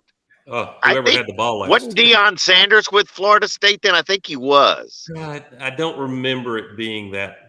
He was a couple game. years later because he played in. Remember, he intercepted the pass in the '88 Sugar Bowl. Yeah, that close game, that one touchdown game between Auburn and FSU. But what stands out in my mind in that same '84 game, second quarter, I believe Pat Dye had enough of some calls that the officials made, and he went out on the field and got not one, but I think two flags. And it, at the time, short term, it hurt his team, but it also fired up that Auburn team, and they were able to keep battling and beat a pretty good Florida State team. Freddie Wagan, Pat Washington, pitch to Fullwood. How's it go, Rob? You're the impersonator. Well, when he scored that touchdown at the end of the Florida State game in 1984, it's just one of the best I've ever seen him do. And I mean, Buddy Martin's on here with us now, and I just think about the memories of you. You can pick the game, and I just think Jim Fife's my greatest announcer ever, just because of the way he brought so much passion to it. And you know what? He complete was homer, and he's sort of branded. You would have to. I don't think you could be a straight play caller now at Auburn. Fife set the standard for no. You are. We want you to be a homer. Be fair, sure. And I think Fife was when we got our ass kicked. Yeah, he was a homer. Here he is. Well, you know, Fife's deal was, and Buddy, and how he could work his voice, amazing. Yeah. And Buddy, let me bring you in here now. Buddy Martin, GatorbaitMedia.com. I know you've been working on that interview with Urban Meyer. We've got Dave Cody, sports anchor, long time out in Austin, Texas, on with us. Kevin Scarbinsky, Doug Dean, and me from Hewlett and Dunn. Buddy, how you doing? Not worthy of being in this group, I can tell you right now. The other way around. Oh, listen, buddy. We all remember our trips to the swamp. I knew Jim Fife and had him on my show in Denver a couple times. Bought some watches from him one time when I was working at the golf tournament out in Colorado. We needed some nice watches. We got 50 watches from Jim. Real gentleman, really good at what he did. Died too early, obviously. So, yeah, there's a lot of special people like that, you know, you wouldn't think a Gator person would know someone who did play-by-play for Auburn, but we do. It's kind of a fraternity in that regard. Speaking of which, if I don't mean to be rude here, but I've got about 9 things pulling at me today, including the birthday party for a man turning 91, so I got to go there. But I just want to say I was so privileged, and please don't take this as boasting. I'm not boasting because I have nothing to boast about. I was so privileged to have 45 minutes with Urban Meyer yesterday. Incredible. And you can say what you want to about the man. You can criticize him or call him whatever you want to call him. I know a little bit about him. I wrote a book right here, which, by the way, you can't buy anymore. It's out of print. But anyway, and I was just honored that he had 40 requests to do after the Swamp Kings. You guys probably didn't see it yet. It's a buzz down here. A lot of people talking about it. That was amazing. You see it, and it was. I don't care whether you're what fan you are, but to see inside of a program like that, the footage. Even Urban was amazed at the footage they got. Some of the trainers shot of the drill, but to be able to have him for 40 minutes, he had 40 requests. He took one, and I was so honored that was me. And you can talk about him all you want to. Man's a great football coach. I mean, let's just be honest about it. And even there's some things I thought I knew because I was embedded with the team for a year in between the 2 seasons. I mean, I went to their practice. I mean, I went to 8 with them. I went on the field. I was writing the book and listened to my headsets at the play call. It was an amazing experience. And they were with that book. And I thought I knew a little bit about it. There's a lot of stuff I learned by watching that. And if I could just say for 1 second, the people who think they know what happened don't have a damn clue, okay? They're the experts writing about it, what happened. They are so far wrong, it's not even funny. And I love my fellow journalists, and I am one, and I will always be. and it's okay to criticize and do whatever you want to do. That's all right, fine. But to surmise that you know and basically distort and almost lie about something is reprehensible to me. And I know it because I was there and I heard it and I saw it. So shame on you haters who did that. But boy, what a program. And I won't take a lot of time here to talk about a subject that probably is not too much popularity with in the state of Alabama. But I don't know about that, buddy. What's Urban's next step? I'm curious. What is Urban's next step? TV. He's already doing TV. Yeah. He's done with football. Yeah. And I Kevin, told you were him. going to say? Yeah. Go ahead, Kevin. Go ahead. Yeah, but I think all SEC fans would be interested. I know in the first episode, I watched the first chapter, and that 2005 Alabama game in Tuscaloosa was featured prominently. That was Urban's first loss at Florida. They were undefeated. They were rolling, and they got spanked. That may have been Mike Shula's. That was his signature victory that day. First play of the game, first offensive play of the game for Alabama. Brody Croyle hits Tyrone Prothro for an 87-yard touchdown pass. And that moment, and listening to it, watching it on the Swamp Kings, kind of confirmed it for me. That was the loudest I've ever heard Bryant-Denny Stadium. When they completed that long pass and Prothro took it in for the touchdown, that place went nuts. And Alabama won 31-3. It's also in the first one, real history. Tim Tebow making his announcement where he was going to college. Okay. It was going to be Florida or Alabama. And there's a great anecdote in there from Urban and his phone call with Tim right before his announcement. I don't want to spoil it, but for the listeners, but that's history. That's behind the scenes. That's what you want to get out of a documentary like that. I think you're right. You don't know, you're absolutely right. I loved it. I know Gator fans loved it. A lot of people hated it, but they made stuff up, puff piece, whatever. I mean, Urban didn't pick the people to be on the show. He would like to have the Pouncies. They weren't covering up anything as people wrote. It's ridiculous. But you're right. There's so much Alabama in there. And really, if you think about this, and the person who reminded me of this was Paul Feinbaum years ago. At that moment, when they really took it to Alabama and won in 2008. Without Percy Harvin, he wasn't even on the field, and they took the ball and rammed it down the throat, and Saban seized over that for 365 days, and on the 365th he got even. But it was in that moment was such. If Urban had won that game, Feinbaum said he'd have been the king of the hill. I mean, 3 national championships in 4 years. How do you beat that, right? Yeah. And of course, we know how it turned out. It didn't. But I mean, he was that close to being the king of the hill. Buddy, I was going to echo Kevin's comment. I understand where you're coming from, that a fair assumption would be that rival schools would diss or not be fair to the series Swamp Kings. I loved it. I was so captivated by the first episode. I set my clock and got up real early the next morning and watched all 4 episodes. Really? We got to go on break. Doug, yeah, Doug, hold that thought. Want to come back. This is great discussion. Love it, buddy. Dave Cody, Kevin Scarbinsky, Doug Dean, live from Hewlett & Dunn Boot and Clothing Company on the historic Square, Collierville, Tennessee. Right back after this.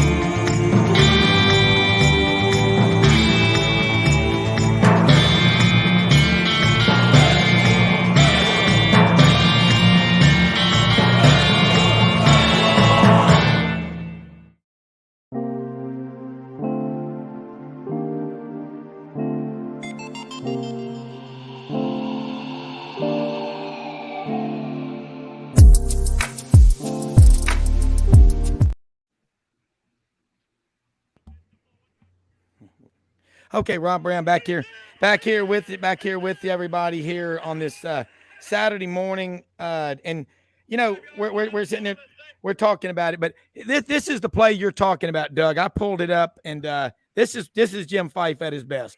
With 1:13 to play, 41-36, the Tigers trail Florida State. The last time Auburn was in this situation, they ran the option, and Kyle Collins got it in over here on the left. Sullivan. See what they do. Two tight ends for Washington. Yep. He's going to pitch the forward, tries to get outside. He dives for the pylon. He's in. He's in. He's in. Touchdown Auburn. Touchdown Auburn. Touchdown forward from 4 yards away. And the Tigers have done it. They've marched literally the length of the field. Yeah, and you think about that, and Kevin, your buddy, y'all been in those press boxes. Dave, you've been in there. Doug, you have. I've actually been in them. They are sacred shrines per se, and this is an awesome discussion because, buddy, I mean, I will give you 2 sackfuls of crystals when we can get Urban Meyer on this show. That's Audrey's favorite coach, and I like him because he's 187-32, and you actually know him. Kevin, you and Dave, y'all interview and Doug, all these coaches, and I get to sometimes, but collectively, y'all have done it a lot. I think it's so important when Buddy comes on here, like, and Dave, you know this, and Kevin and Doug, when you interview somebody that you actually know them, it's hard to hear what the public narrative is, isn't it? You know, this week I got a text from Mac Browne at North Carolina after Bill Little passed away. And anybody who's ever been, I'm sure your cast of podcasters today have been to DKR Texas Memorial Stadium at some point and probably ran into Bill Little. It's actually named after him now, the press box is, but Bill was the personal assistant to the head football coach. So he and Mac had a relationship, and I sent Mac a text with the memorial for Bill and got a text back from Mac Browne. I mean, that's why Mac is so good in these relationships you talk about. Mac thought enough of Bill Little to reply. You know, I mean, there's no secret. There's no substitute for that. Yeah. Can I tell a real quick Mac Browne story? It's really a classic. I'm in New York City with a friend of mine from Denver. We're eating at Smith and Walensky's. There's about 5 or 6 of us. My wife, my late wife, Joan, said, I think it's a bunch of football coaches that just came in over there and sat behind you. And I'm looking out of my eyes, I don't see anybody. I look up and I see Lauren Smith over there. Well, you know, I see another couple of people over there, and I knows who they are. And about halfway through the dinner, my dinner guest and friend Joe Williams, who did talk radio in Denver for so many years, he's wonderful. You ever get him on? He's retired now. He's sitting there, and Mac Browne turns around and said, aren't you Joe Williams? And he says, yes, I am. He said, I'm Mac Browne. Well, they'd put him up to it because Joe was a Texas fan. You know, that was the thing about him. Yeah. But and then he sat there and signed autographs for 10 minutes. You know, Mac Browne is a treasure, and people like that, we don't have them that way, folks, anymore. I'm sorry. I like Billy Napier, but he'll never be a Mac Browne or a Steve Spurrier or an Urban Meyer. And just back to your point, Rob, Urban Meyer doesn't do shows. He doesn't do them. He didn't do them. He doesn't do interviews anymore. He just doesn't want to. He didn't want to go there anymore. He does his show, and he is really well thought of. And he does that show with Big Noon. And now they got a new guy. Mark Ingram is a replacement for Reggie Bush, and they love him. They love him. The Big Ten now is 20 teams, and Urban's very happy doing it. Loves doing it. But the coaching part of it, whoever asked, I think it was Dave. No, he's done, and he'd better be done because you know what? Say what you want to about what that video was about, but that showed you 2 things. How damn hard it is to win a national championship, number one, and how hard it was to be a Florida Gator under Urban Meyer. You were asked to sacrifice to the point of whatever it took. And Urban Meyer practically laid down his life. He could have died right there. And for all those people who think, oh, he's putting on. No, he wasn't putting on, I can tell you. So, and he was willing to do, and I said to him on the interview, I interviewed a friend of yours, Urban, when I wrote the book, and he told me Urban will never go to the NFL. He'll collapse on the sideline first because he leaves his guts on the field. And he said, "Do you say that?" I said, "Yes, he did." And I said, "You know what? He was right. You left your guts on the field a few times." So those are the things when you talk about coaches, commitments and who they were. And there are others like him who've given. These coaches, they give a lot. And sometimes the fans don't appreciate it in the way they should.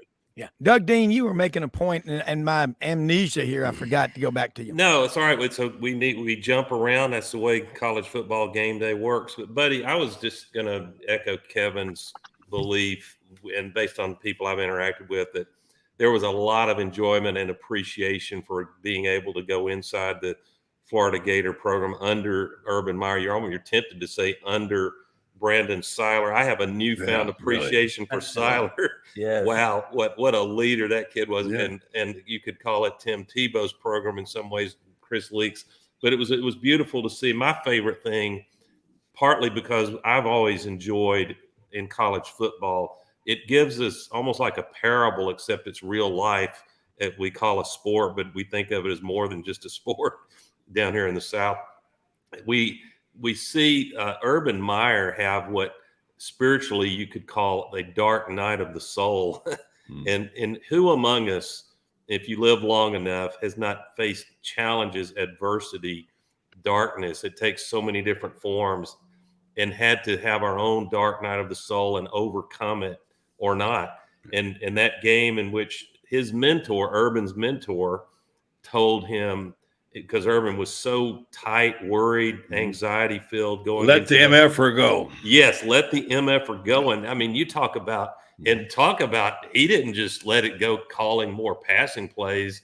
He's at his own 10-yard line and calls a fake punt. Yeah. I mean, I know that's a spoiler alert for anybody listening. But everybody knows that play around here. I mean, it's a famous play.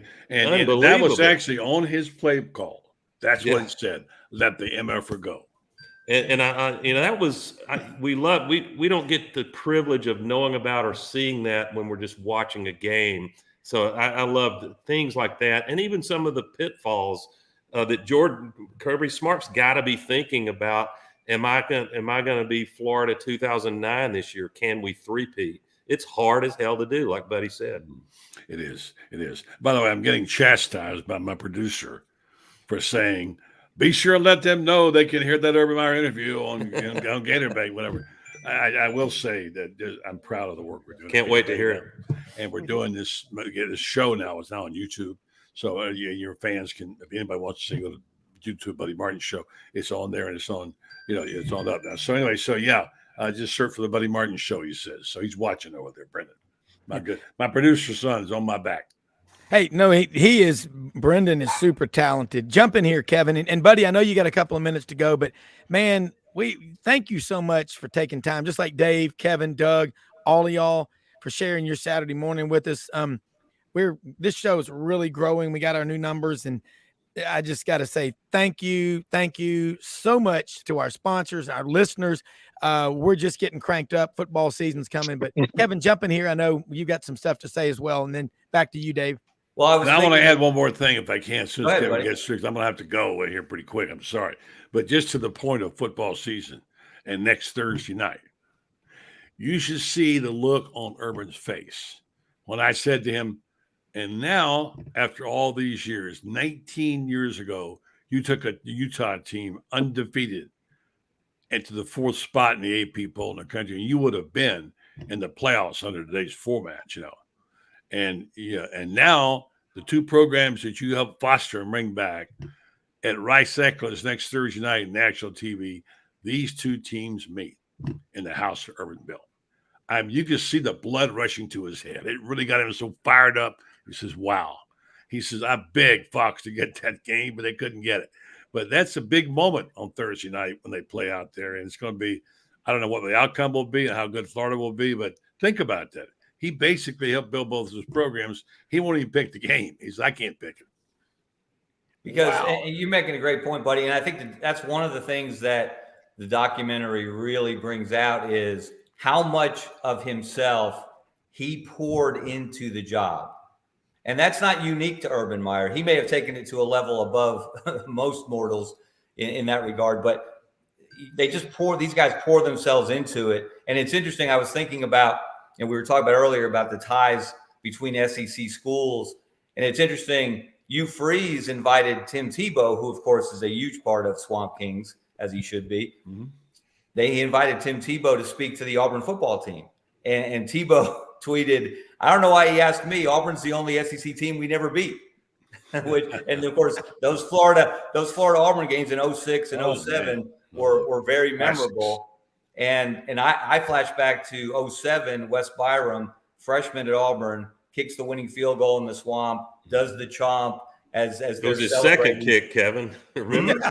Oh, that's right. He got had to do it twice. Had to do it twice because Urban called the last moment timeout. He makes the second one to win the game, and then closes out his career 4 years later by kicking the winning field goal in the national championship game. Those ties between SEC schools are just another thing that sets the conference apart.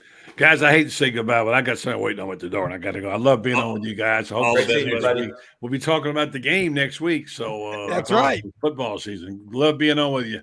Hey, thank you so much, Ketchum. We'll talk to you this week. That is Buddy Martin, guys.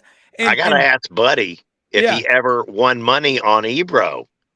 Ebro has been very patient here today. Ebro is a Florida racing greyhound. And she raced at Sanford, Orlando. There is a track in Gainesville, so Buddy didn't have to go far. But she raced at Sanford, Orlando. She's named after that track in Panama City. Wow. Okay. I look, greyhound racing. We had the Southland Greyhound track in West Memphis. They closed it December 31st. The famous line, "Get up, foe! Get up, foe!" I mean, people over there, man, betting on those dogs. That is a great tradition. Look, St. Thomas Aquinas in Fort Lauderdale, that's where Wes Byram went. And Doug and Kevin and Dave, I remember that like it was yesterday. I was out at dinner at the Belmont in Germantown by the railroad tracks, out at dinner and watching it. And Urban Meyer did this, and Byram just did it again. And then he did the chomp. He was never recruited by the Gators. But look, man, Dave, let me ask you this. And we're going to round table. We're at Hewlett and Dunn Boot and Clothing Company on the historic square in Collierville, Tennessee. They open up 10 a.m. Central to 6 p.m. Monday through Saturday. Check them out, hewlettandunn.com. They have got so much good merchandise. I've been watching Charles since we got here at 7:30. Do nothing but bring boxes and boxes and boxes out on the floor. This place is incredible. But Dave, you're out there in the Seattle ADI. You know all those fancy TV terms. That's the area of dominant influence. Washington going to the Big Ten. Is that getting people excited in Seattle, or are more people are interested in what's going to happen with Wazoo, with Washington State? Yeah. Because now it's the Pac-4. They're down to 4 teams. And everybody's wondering what's going to happen with that. I haven't heard much about UW. It's been more about what's going to happen to Washington State. Yeah. I mean, I just don't want to see any conferences like the Pac 108 years just disappear, Kevin and Doug. I mean, respond to that one, but that's just me. Well, Dave, I know there's been conversation, and I think it's the folks at Washington have said the right things, but please tell us that the Apple Cup will continue. No, the Apple Cup is going to continue. It will continue. That was part of the announcement initially. The Washington State AD took a lot of heat because they didn't negotiate the TV deal. That was still hanging out there. And that's one reason the Big Ten package was so attractive, because of the TV deal, which, by the way, the Longhorns are not only bringing their football team, they're bringing the Longhorn Network to the SEC. I wonder how that's going to play out. Yeah, I do. And there's a Flying J about a mile from where I am right now, and they got a washroom that's available. Our buddy Ken Capps was on yesterday from the washroom in Temple, or near Temple. That was awesome. But he mentioned Texas Tech, and part of the reason they're so upset is because now their games won't be broadcast on the Longhorn Network. Did you all hear what Ken Capps was saying, Doug and Kevin? The commissioner, Brett Yormack, or the assistant commissioner said, y'all take care of business against Texas. Texas is not getting a farewell where everybody's saying, goodbye, Texas. We hate to see you go. Like when Leave It to Beaver, when Beaver was going to move out of town, goodbye, Beaver, and he had to give all the gifts back. I mean, Doug, respond to that one. I don't even know how to respond to that, Rob. It's good riddance, Texas. That's what they're saying. Yeah. But they got at one point now, when they first announced the Big 12, Texas was getting 70% of the TV revenues because of their brand. That left everybody else fighting for that other 30%, including Texas Tech, including Kansas, much lower brands, and all those households in Houston and Dallas and Austin. Yeah. I mean, the SEC is going to benefit by being able to recruit that area even more. I mean, Jalen Hurts came from Texas. They're going to be able to recruit that area because there's going to be eyes watching. Yeah. I mean, and the only thing bigger than that is high school football in Texas, guys. I mean, this is about to be what we've got now is great. Kevin, Doug, it's going to another level, like what Dave says. I don't think most people have any idea. I've been out there a lot, and Dave lived there forever. I mean, just the entertainment alone, people are going to take 4 or 5 days to go to Austin. I will. I mean, Auburn gets Oklahoma next year, Rob, and so I don't know how it'll be. I guess it'll be 4 or 5 years. It'll cycle around that every school gets to play the rest of the league. I remember when West Virginia came for the first time. You remember West Virginia was added to the Big 12, and everybody raised Cain about how far it would be. Well, all their fans came, and they came on Thursday, and they probably couldn't get flights back till Sunday. And so they spent a few days. They had First Thursday, they call it. First Thursday is a entertainment bar. It's a place for vendors to roll out their goods and everything. And they have that in South Austin. And all those Mountaineer fans in their bright yellow or gold, whatever it was, shirts, were all down there at First Thursday. I'll never forget that. They had a blast. Yeah, listen, we've run out of time. Mildred's Rob, tugging on me. Real quick. Kevin Scarbinsky, please, I'll buy it for you. Jeff Pearlman, phenomenal biography of Bo. As if there's not enough biographies of Bo Jackson. I would love your take on this if you get a chance, Kevin. Yeah, I've got it. I've read it. I was one of the 700 people he interviewed for the book.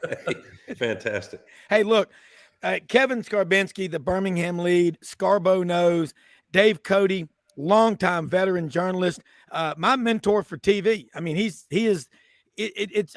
during the show, I've got a ticker. It's Dave Cody sends me so much intel. It's unbelievable. Thank you a million. And Ebro, you're wonderful. Racing dog, Greyhound, Doug Dean, AU Dose. Most often we see the face of Christ in the least among us. We live in the greatest country in the history of the world. We got the best guests, the guest sponsors, and everybody. Kevin, again, give your Twitter handle and anything you want to say, and we'll check out live from Hewlett and Dunn. At Kevin Scarbinsky, that's the best way to track everything that I'm writing. All right, we will do it, man. Hey, we're out of here. Delta says goodbye. We're leaving you. We'll be back Monday morning. Have a great weekend, everybody. Thanks for listening.